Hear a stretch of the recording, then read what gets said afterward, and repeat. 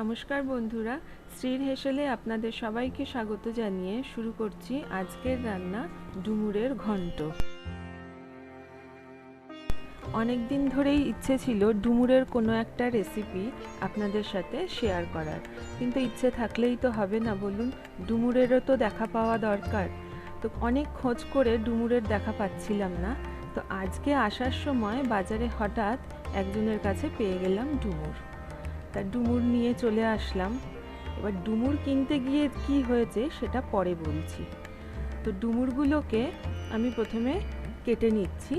এইভাবে ডুমুরের চারপাশ থেকে শুধু মাংসগুলোকে নিয়ে নিচ্ছি, আর মাঝের বীজের অংশটা বাদ দিয়ে দেব।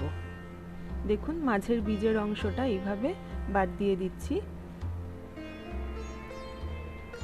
ডুমুরগুলো আমার কাটা হয়ে গেছে। ভালো করে ধুয়ে পরিষ্কার করে ডুমুরগুলোকে হালকা করে ভাপিয়ে নিতে হবে। এখানে ভাপিয়ে রেখেছি। এখানে একটা কথা একটু বলে রাখি, ডুমুর ভাপানোর ভিডিওটি কোনো কারণবশত ডিলিট হয়ে যাওয়ায় সেটা দেখাতে পারলাম না, তার জন্য দুঃখিত। এবার কড়াই গরম হয়ে গেছে, দিয়ে দেওয়া হলো পরিমাণ মতো সর্ষের তেল। আর রান্নাটা কিন্তু আজকে আমি করছি না, করছে আমার মা। আর কাঠের জালে রান্না হচ্ছে দেখে আপনারা বুঝেই গেছেন যে আমি আজকে কোথায় আছি। ফোড়ন হিসেবে দিয়ে দেওয়া হলো শুকনো লঙ্কা, তেজপাতা, জিরে আর একটু গোটা গরম মশলা। ফোড়নটা ভাজা হয়ে গেলে দিয়ে দেওয়া হলো আলুর টুকরোগুলো। আর আপনারা যারা মায়ের হাতের রান্না ভিডিওতে দেখেছেন তারা একটা জিনিস নিশ্চয়ই লক্ষ্য করেছেন, যে মা কিন্তু এই যে ফোড়নে শুকনো লঙ্কা দেওয়া হয় সেটা তুলে রেখে দেয়, পরে অবশ্য রান্নায় সেটা দিয়ে দেয়। অল্প একটু লবণ দিয়ে নেড়ে চেড়ে আলুগুলো ঢেকে রেখে দেওয়া হবে। এবার বলি ডুমুর কিনতে গিয়ে কি হয়েছে। ডুমুরের দাম জিজ্ঞেস করে তো আমরা তো অবাক ডুমুরের দাম শুনে। বলে নাকি 200 টাকা কিলো। 200 টাকা শুনে আমরা তো দুজনে পুরো মাথা ঘুরে পড়ে যাবার মতন অবস্থা। মাথা ঘুরে যদিও পড়ে যাইনি, কিন্তু সেই শক লাগার মতন চুপচাপ দাঁড়িয়ে আছি, জানেন তো। এবার মাসি জিজ্ঞেস করছে যে কত দেব, আমাদের মুখ থেকে তো কোনো কথাই বেরোচ্ছে না।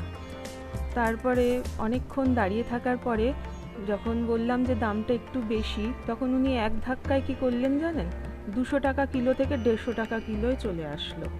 তো তারপরে যাই হোক, ডুমুর কিনে নিয়ে বাড়ি আসলাম। এবার আলুগুলো ভাজা হয়ে গেছে, দিয়ে দেওয়া হলো ভাপানো ডুমুর।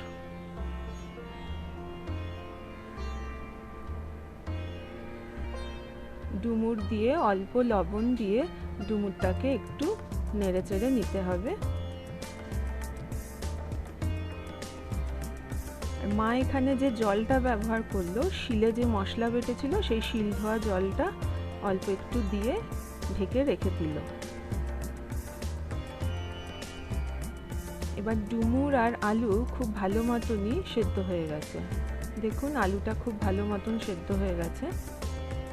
এবার দিয়ে দেওয়া হবে একে একে সমস্ত মশলা, যেমন আদা বাটা, একটু জিরে বাটা,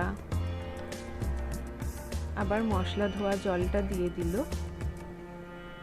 অল্প হলুদ আর পরিমাণ মতো লঙ্কার গুঁড়ো। ঝালটা আপনারা যে যেরকম খেতে পছন্দ করেন সেই মতন কমিয়ে বাড়িয়ে নিতে পারেন। দিয়ে দেওয়া হলো একটু টমেটো বাটা। অনেকেই হয়তো রান্নায় টমেটো বাটা পছন্দ করেন না, সেক্ষেত্রে টমেটো বাটাটা বাদ দিয়েও করতে পারেন। অল্প জল দিয়ে মশলার সাথে আলু আর ডুমুর বেশ কিছুক্ষণ ধরে কষিয়ে নিতে হবে। এবার মশলাটা একটু কষিয়ে নেবার পরে আরও একটু জল দিয়ে মা দিয়ে দিচ্ছে পরিমাণ মতন চিনি। ভালো করে মিশিয়ে নিয়ে কিছুক্ষণের জন্য ঢেকে রাখা হবে।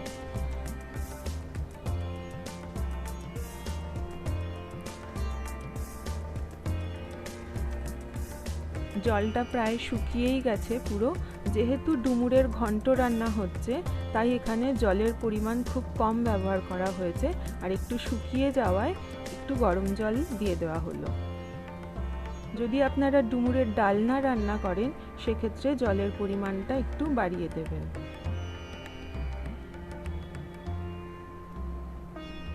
রান্নাটা হয়ে গেছে। নামানোর আগে একটু গরম মশলা দিয়ে দেওয়া হলো, আর এখন দিয়ে দেবো একটু ঘি, 1 চামচের মতন ঘি। আর এই ঘি কিন্তু বাড়িতে তৈরি করা ঘি। আর বাড়িতে কিভাবে ঘি তৈরি করতে হবে সেই রেসিপি যদি জানতে চান তাহলে আমার চ্যানেলের ডেসক্রিপশন বক্সে গিয়ে দেখতে পারেন।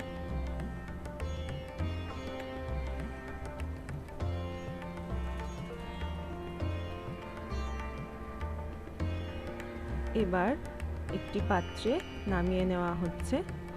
দেখুন তৈরি হয়ে গেল আজকের দুর্দান্ত স্বাদের ডুমুরের ঘন্ট। যারা রক্তাল্পতায় ভুগছেন তারা মাঝে মধ্যে এভাবে ডুমুরের ঘন্ট রান্না করে খেতে পারেন, বেশ উপকার পাবেন। আর ভিডিওটি কেমন লাগলো আপনাদের জানাতে কিন্তু ভুলবেন না।